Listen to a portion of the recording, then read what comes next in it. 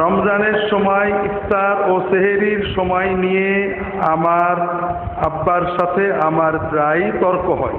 আমার আব্বা শিয়া লোকদের দেওয়া বই পড়ে ভোর পর্যন্ত সেহরি খায়, রাত হলে ইফতার করে। দলিল হিসেবে কোরআনের একটা আয়াত বলে, আয়াতটি মনে নেই। জি, বিষয়টা রমজান আসলে আসে। শিয়া সম্প্রদায়ের মানুষেরা কোরআন মানেনি না, কোরআনের একটা কথাও মানেন না। কোরআনে সাহাবীদের কথা বলা হয়েছে, সাহাবীদের তারা কাফের বলেন। কোরআনের তাওহীদ, কোরআনের সাহাবীদের সম্মান কোনোটাই মানেন না। এরপরও তারা কোরআনের একটা দলিল দেন রোজার ব্যাপারে। তাদের দলিল মূলত কোরআন না। তারা বলেন কোরআনে আল্লাহ বলেছেন যে সুবে সাদেক পর্যন্ত খাওয়া চলবে, সেখানে সুবে সাদেকের পরে খাওয়ার কথা নেই। আর সুম্মা আতিম্মুস সিয়ামা ইলাল লাইলি, এরপরে রাত পর্যন্ত রোজা পূর্ণ করো।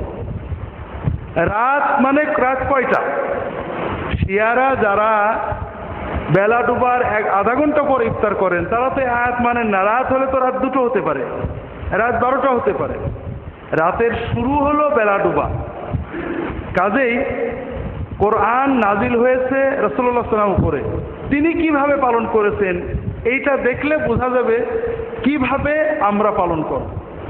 আল্লাহ কোরআন কারিমে নামাজ, রোজা, যাকাত, হজ সব বিধান অল্প দিয়েছেন, বাকিটা রাসূলুল্লাহ সাল্লাল্লাহু আলাইহি ওয়াসাল্লাম শিখিয়েছেন।